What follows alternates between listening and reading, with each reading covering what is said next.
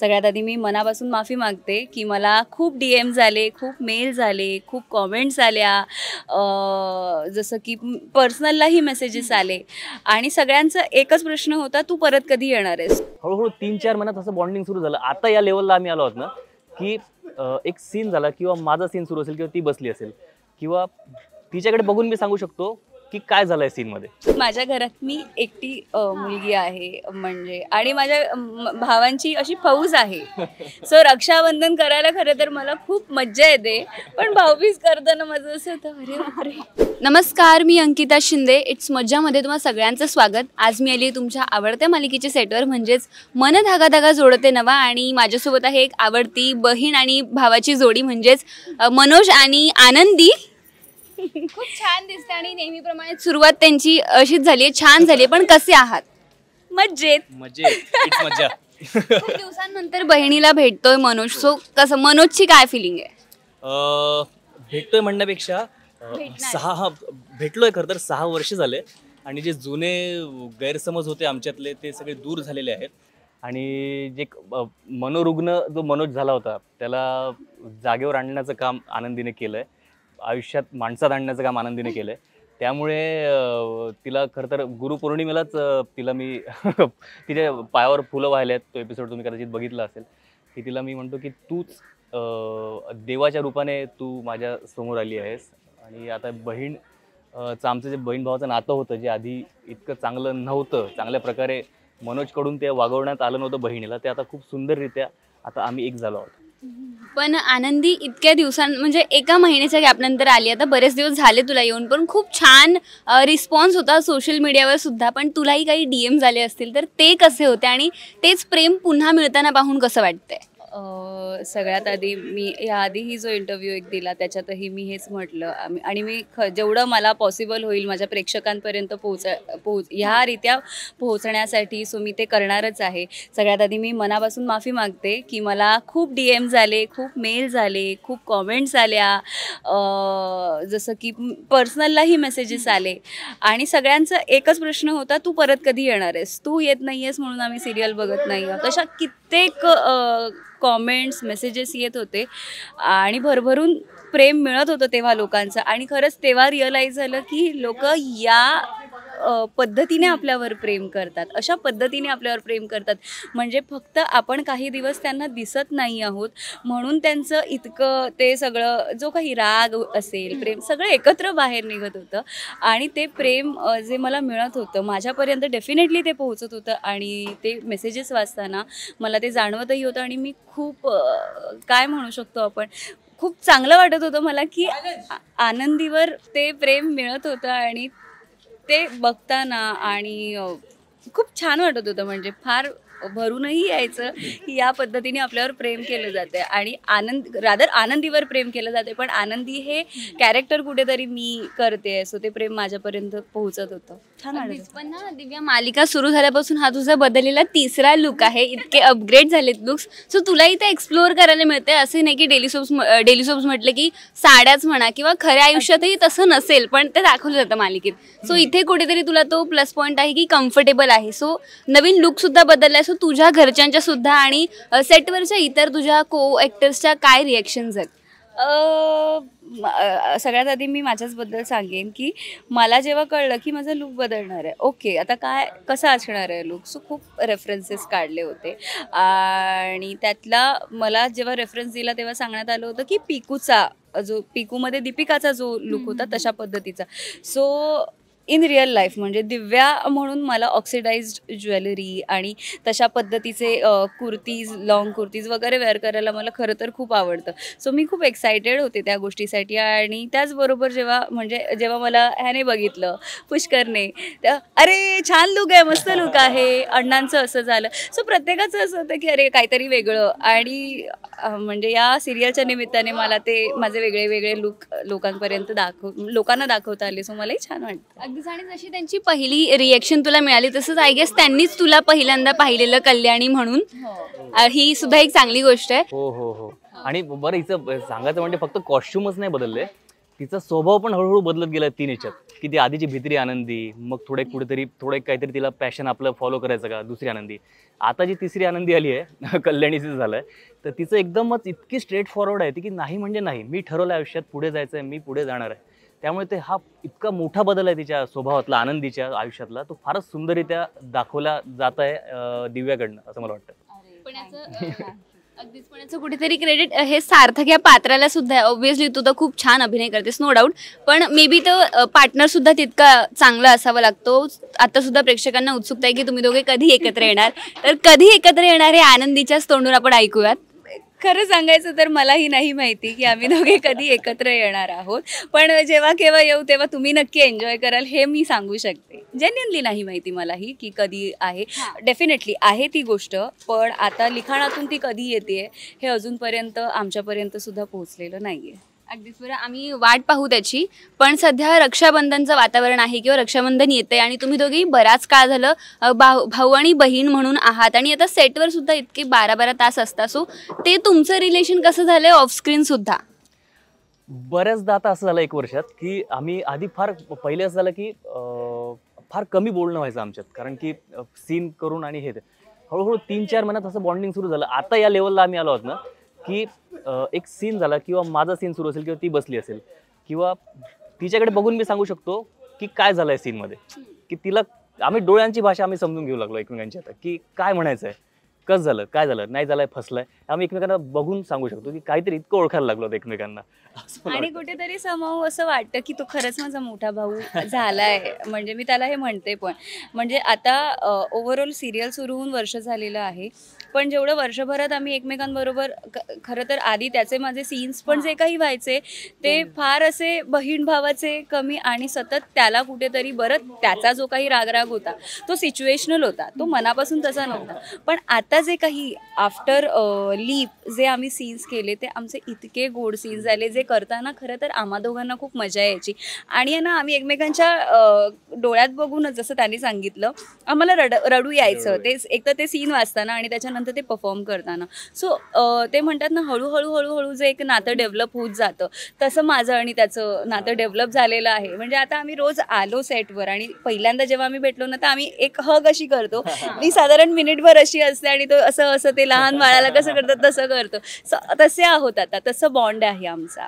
अगदीच, पण ना मोठा भाऊ हा काळजी घेणारा किंवा सपोर्टिव्ह असतोच, पण जसं तुमचं पूर्वीचं कॅरेक्टर होतं मनोज, तर तसंही काही ठिकाणी पाहायला मिळतं. सो ते सुद्धा एक खूप चांगली गोष्ट आहे. मग मनोज हे पात्र साकारताना तुम्हाला आत्तापर्यंत जेव्हा केव्हा आनंदीशी मालिकेमध्ये वाईट वागावं लागले तेव्हा असे काही DMs वगैरे आलेत का तुम्हाला? मला खूप म्हणजे एकतर असं आहे की आनंदीचा भाऊ म्हणूनच ओळखलेली आता, की आनंदीचा भाऊ, अरे हा आनंदीचा भाऊ, आनंदीचा भाऊ, त्यामुळे त्याचं एक प्राऊड फील आहे. पण असं होतं की वाईट जे मला वागावं लागलं सिरियलमध्ये आनंदीशी, तेव्हा बऱ्याचदा असं व्हायचं की मला खूप ओरडायचं असं याची बिचारीवर, आणि असं आहे की कोणाला ओरडा वाटेल याच्याकडे बघून, की नाही असं ओरडा वाटेल याच्याकडे. मग मी तिला कधी असं म्हणा की सॉरी यार, सॉरी, मी ओरडणार आहे बरं का, सॉरी, आणि म्हणायची अरे नाही रे, तू ओरड, तुझं काम आहे, तुला करावं लागणार, असं आमचं बोलणं व्हायचं. त्यामुळे अजून थोडंसं मेंटली रिलॅक्स व्हायचो. पण वाईट असं वाटायचंच. आणि दुसरं म्हणजे सगळे जे भेटणारे म्हणजे का असं वागवतोस तू, का नीट नाही बोलत आनंदीशी, का नीट नाही बोलत तू, का असं, आणि सख्खीच बहीण आहे ना रे, असं बऱ्याच जणी म्हणायचे. आणि एक जण तर एक जेवण आहे कांदिवलीला मी राहतो, तिथे आम्ही जेवण मी आणायला जातो, ती बोललीच नाही माझी. ती म्हणजे तुम्ही सिरियलमध्ये काम करता, म्हटलं हो, पटत नाही म्हणलं आमचं तुमचं वागणं आम्हाला. अरे यार म्हटलं आता मी काय करू.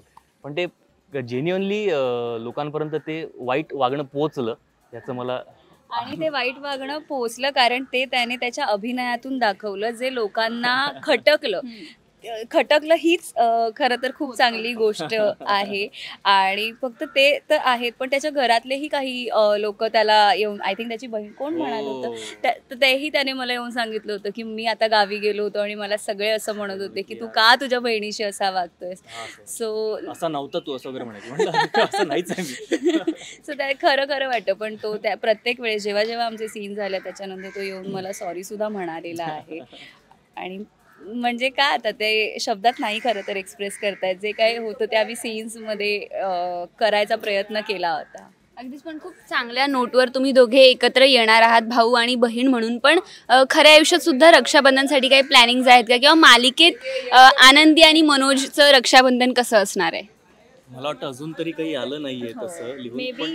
येईल पण असं असेलच, वाटतं. पण असणार 100% खऱ्या असेल. आयुष्यात काय प्लॅनिंग चाललेत, म्हणजे कसा वेळ काढायचा किंवा तिला सुट्टीचं? इतके भाऊ आहेत त्यामुळे हिला 2 दिवस वेळ नसणार आहे 18-19 मला वाटतं. आणि यामागे काही किस्सा आहे का? किस्सा नाही, माझ्या घरात मी एकटी मुलगी आहे म्हणजे, आणि माझ्या भावांची अशी फौज आहे. सो रक्षाबंधन करायला खरं तर मला खूप मज्जा येते, पण भाऊबीज करताना माझं असं होतं, अरे बापरे आता एवढे हो, कारण एवढे म्हणजे माझा सख्खा एक भाऊ जो माझा लहान भाऊ आहे, त्याच्यानंतर माझे 2 सख्खे काका आहेत, त्या दोघांनाही 2-2 मुलं आहेत. सो असं बघायला गेलं तर माझ्या घरात मी 5 भावांची 1 बहीण, मग मावशीची 2 मुलं, त्याच्यानंतर 2 मावशांची 2-2 मुलं, म्हणजे 4, 5, 4, 9. आणि अजून कोण आहे, अजून आत्याचा एक मुलगा आहे 10. साधारण 11 ते 12 भावांना मी राखी बांधण्याचा कार्यक्रम असतो माझा म्हणजे यावेळी दरवर्षी. साधारणतः भरपूर गिफ्ट्स मिळणार आहेत. काही तू सांगितलेस त्यांना काय हवंय वगैरे? हो, काही जणांना सांगून ठेवलंय. सो त्यांनी आता मला सांगितलं की प्लीज तू जरा आम्हाला स्क्रीनशॉट पाठव, तुला जे जे हवंय तसं आम्ही शोधतो. आता बघूया 19 तारखेला नक्की काय काय त्यातलं मिळणार आहे मला. पण आनंदीला जर विचारलं की तिला मनोजकडून कोणती गोष्ट भेट म्हणून हवी आहे, तर ती काय असेल? आनंदीला मनोजकडून काही नाही, मला फक्त एवढंच हवंय दादाकडून की आता तो ज्या सगळ्यातून बाहेर पडलाय त्याने तसंच राहावं. त्याने घरातल्या सगळ्यांची, आई अण्णांची, लीना वहिनी, सानूची, सगळ्यांची काळजी घ्यावी आणि त्याचबरोबर मलाही घरी घेऊन जावं. आणि शेवटली गोष्ट तर घडतेच आहे आता. आनंदी येईलच घरी. अगदीच. पण रक्षाबंधन स्पेशल आपण एक रॅपिड फायर करूया, ज्याचे तुम्हाला रॅपिडली उत्तर द्यायचे आहेत. सो तयार आहात? सो पहिला प्रश्न आहे, दोघांमध्ये असं कोण आहे हे सांगायचंय. सो दोघांमध्ये बडबड कोण करतं मीच. सगळ्यांशी भांडणारी किंवा म्हणजे आनंदी कशी आहे, सगळ्यांशी भांडते की सगळ्यांचं ऐकून घेते? सगळ्यांचं ऐकून घेते आणि सगळ्यांसोबत मिळून मिसळून राहते. आणि मनोज कसे? सेम सेम, सगळ्यांचं ऐकून घेतो आणि सगळ्यांसोबत मिळून मिसळून राहतो. रादर सगळ्यांना सोबत घेऊन चालतो. दोघांमध्ये, तुम्हा दोघांमध्ये टोमणे मारण्यात एक्सपर्ट कोण आहे? मला वाटतं मीच थोडाफार. नाही, दोघे मस्ती मधले पण नाही. नाही, हा म्हणजे टोमणे असे टोमणे नाही, असं मस्करीत काहीतरी असं पटकन गंमत बोल. करतो. आणि ते आम्ही जास्त करतो अण्णांबरोबर. अण्णा. रमेश दादा. अण्णांबरोबरच करतो. दोघांमध्ये बार्गेनिंग कोण चांगलं करू शकतं? मी, असं मला वाटतं. मी तर अजिबात करू शकत नाही. पुष्क्याचं माहित नाही. पुष्क्या तुला वाटतं ना मी करू शकते? बिलकुल बस, 100%. प्राणीप्रेमी कोण आहे? मी. कोणतं, म्हणजे कोणते पॅट्स आहेत? मला काही पण चालतं, म्हणजे कुत्र, मांजर, पोपट, कासव, मासोळी. मासोळी खायला नाही. बरं, नॉनव्हेज लवर कोण आहे दोघांमध्ये? मी. नेक्स्ट आहे, ट्रेडिशनल किंवा वेस्टर्न वेअर आनंदी काय जास्त प्रिफर करते खऱ्या आयुष्यात सुद्धा, किंवा तुम्ही तिला कोणत्या अटायर मध्ये जास्त बघता? ती वेस्टर्न जास्त वेअर करते जास्त, पण ती साडीमध्ये जितकी सुंदर दिसते ना तितकी वेस्टर्नमध्ये दिसत नाही असं मला वाटतं. हो, फार सुंदर दिसते साडीमध्ये. थँक्यू. दोघांमध्ये सगळ्यात जास्त खादाड कोण आहे? खादाड असं नाही ग, डायटवर आहे. दोघेही आम्ही, म्हणजे आम्ही मेंटेन करायचं या ह्याने असतो, त्यामुळे आम्ही खादाड नाही आहोत. पण भूक लागली तर मग खा सुटते कधी कधी, पण ते तेवढ्या वेळापुरतं, सतत नाही. कोण जास्त चांगलं जेवण बनवू शकतं? ही मध्ये हिने आम्हाला जेवायला बोलवलं घरी, आणि श्रीखंड पुरी आणि पुलाव इतका सुंदर होता. मी अण्णा आम्ही सगळे गेलो होतो आणि अप्रतिम जेवण बनवते, फार सुंदर. कुठून शिकलीस आनंदी? आईकडून माझ्या. हो, ओके. काकूंनी एकदा 12 वाजता आम्हाला पुरणाची. गरम पुरणाच्या पोळ्या करून पाठवलं रात्री 12 वाजता.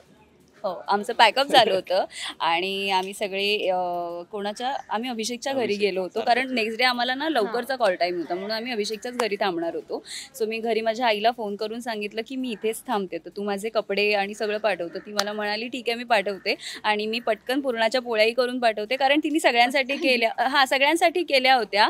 तर ती मला म्हणाली की एक काम करते, थोडंसं सारण आहे तर मी गरम गरम करून पाठवते, म्हणजे ते सगळे आत्ताच तुम्ही आला तर गरम गरम खाल. सो मम्मीने बनवून पाठवल्या होत्या. खूप छान आहे ते. बरं, दोघांमध्ये ऑनलाईन ऑर्डर्स कुणाच्या जास्त येतात? मी ऑनलाईन काहीच नाही, मला त्यातलं सेन्सच नाही. जंक फूड कडे कल कुणाचा जास्त असतो? माझा आहे, पण आता बिकॉज ऑफ डाएट मी स्वतःला कंट्रोलमध्ये ठेवलं. मी पण नाही, मी जंक फूड सहसा टाळतोच शक्यतो. सॉरी लगेच कोण म्हणतं, म्हणजे भावा आणि बहिणीमध्ये हे अशक्य आहे, पण तरी दोघेही दोघांचं सॉरी इन्स्टंट एकसाथ निघतं हो, कधी कधी कधी हो हो डिमांडिंग कोण आहे जास्त? म्हणजे कशाच्या हट्टीखोर किंवा मी आहेच. आणि इमोशनल कोण आहे दोघांना? दोघेही असा कुठला एखादा इमोशनल सीन आहे जो तुम्हाला तुमच्या फॅन्स सोबत शेअर करावा असं वाटतो, जो खूप छान आहे? जो आत्ताच झाला, ज्या दिवशी हा आश्रमातून निघतोय आणि तो त्याचा माझा शेवटचा सीन होता आणि आम्ही खरोखर रडलो होतो. आणि मी म्हटलं पण की आता तू परत चाललास का, आता पुन्हा मी एकटीच का, तू थांब ना अजून, तो आलायस तर अजून म्हणजे 2-3 दिवसातच आमचं ते शूटिंग संपलं. आम्हाला वाटलेलं अजून थोडंसं चालेल, पण कसं एकच लोकेशन लागलं की एकाच दिवशी बरेच सीन काढून घेतले जातात. सो त्या स्क्रिप्ट वाईज त्याचं लास्ट सीन होता. जरी 6 वर्षाचा गॅप दाखवला सिरियलमध्ये, तरी ही 1 महिना जवळजवळ सेटवर नव्हती. आमची भेट 1 महिना जवळजवळ नव्हतीच. आणि 1 महिना खूप मोठा पिरियड आहे जेव्हा आपण वर्षभर सोबत असतो. 1 महिना आनंदी नाही, दिव्या नाही सेटवर, त्यामुळे ते जरा फारच मोठी गॅप होती. आणि त्यानंतर असे परत सीन आले तर मग ते सगळं भरून निघालं ते. अगदीच. पण आता इतका छान इमोशनल बॉन्ड झालाय, मग आता जेव्हा तुम्ही पहिल्या दिवशी भेटला असाल तेव्हाची साधारणतः रिएक्शन एकमेकांची आठवते का? मला पुष्कर नावाने माहीत होता. आणि हां, म्हणजे माझी जी आधीची सिरियल होती त्याच्यातही पुष्कर आणि माझं म्हणजे जरासाठी पुष्करचं कास्टिंग होता राहिलं, नाही तर आम्ही कदाचित त्याच वेळेस केलं असतं काम. पण मला असा माहिती होता पुष्कर, पण तो ॲक्च्युअलमध्ये कसं हे माहीत नव्हतं, नावाने माहीत होता. आणि मग पहिल्यांदा असं भेटल्यावर हाय हॅलो इतकंच झालं होतं. आय थिंक प्रोमोच्या दिवशी. मग ऑफिसला आधी लुक टेस्टच्या दिवशी फक्त बघितलं होतं. आणि मग त्याच्या पुढे तो सांगितलं 6 महिने मी असं छेडवलं, मी तुला पहिल्याच दिवशी ओळखलं होतं, तिला म्हणलं हो, पण ते सांगतच नाही, तू मला सांगतच नाही. आता तू सांगच. आता तो मला नाही तो प्रत्येक वेळेस ना मला काय म्हणतो, मी पहिल्याच दिवशी तुला बघितलं होतं ना, तेव्हाच मला कळलं होतं की तू नक्की कशी असते. म्हटलं अरे मग सांग तरी कशी आहे मी, आता सांग. आहेच, ते दिसते आमच्या बॉन्डिंग मध्ये आणि ती खरंच चांगली आहे. बाकी खरं तुला सांगतो कॅमेरावर नाही सांगायचं त्याला मला. अगदीच बरं, खूप छान आहे तुम्हा भावा बहिणीचा बॉन्ड, तो असाच राहू द्या आणि मालिकेतही आम्हाला लवकरच तुमच्यातलं गोड नातं पाहायला मिळू देत. पण तरी सुद्धा जाता जाता मन धागा धागा जोडते नव्या या मालिकेच्या प्रेक्षकांना जर काही सांगायचं असेल तर काय सांगाल? बोल. तुम्ही खरंच 400 एपिसोडचा आपण आता टप्पा गाठलाय. इतके एपिसोड्स तुम्ही आमच्यावर प्रेम केलंय, आमच्यावर टीका पण केली आहे. जेव्हा आम्ही चुकलो तेव्हा कानउघडणी पण आमची केली आहे. म्हणजे जेव्हा हक्काने तुम्ही काहीतरी म्हणता, म्हणजे हक्काने तुम्ही आमची सिरियल बघताय याचा आम्हाला आनंद आहे. आपलं समजताय म्हणून तुम्ही आम्हाला सांगताय की काय असायला हवं काय नसायला हवं. त्यामुळे याचा खरंच आदर आहे आम्हाला आणि थँक्यू. तुम्ही इतकं प्रेम आम्हाला देताय त्याबद्दल. आणि लाडकी आनंद दादा जे बोलला ते अगदी बरोबर. मी एवढंच सांगेन की अजूनपर्यंत 400 एपिसोड्स झाले आहेत, आता नुकतेच पूर्ण झाले आहेत मालिकेचे 400 एपिसोड्स. आणि अजूनपर्यंत खरंच तुम्ही आम्हाला खूप साथ दिली आहेत. म्हणजे जसं हा म्हणाला, प्रेम केलं, टीका केलीत आणि ते हक्काने केलीत. म्हणजे तुम्ही आम्हाला खरंच आपलंसं करून ठेवलं आहेत. आणि छान वाटतं तुमच्या प्रतिक्रिया ऐकायला वाचायला, मग त्या पॉझिटिव्ह असो निगेटिव्ह असो, त्याच्यावरून आम्हालाही काही गोष्टी कळत असतात की आम्ही अजून काय करायला हवं आमच्या कामांमध्ये. पण अपेक्षा आता हीच आहे की अशीच साथ यापुढेही असू देत, असंच प्रेम यापुढेही असू देत, असेच आशीर्वाद तुमचे कायम आमच्यासोबत असू देत. आणि नेहमीच बघत राहा मग आमची मालिका मन धागा धागा जोडते नवा. मराठी चित्रपटसृष्टीमधील latest update, original web series, shows, गाणी आणि एंटरटेनमेंटसाठी आमच्या चॅनलला सबस्क्राईब करा आणि बेल आयकॉन दाबायला विसरू नका.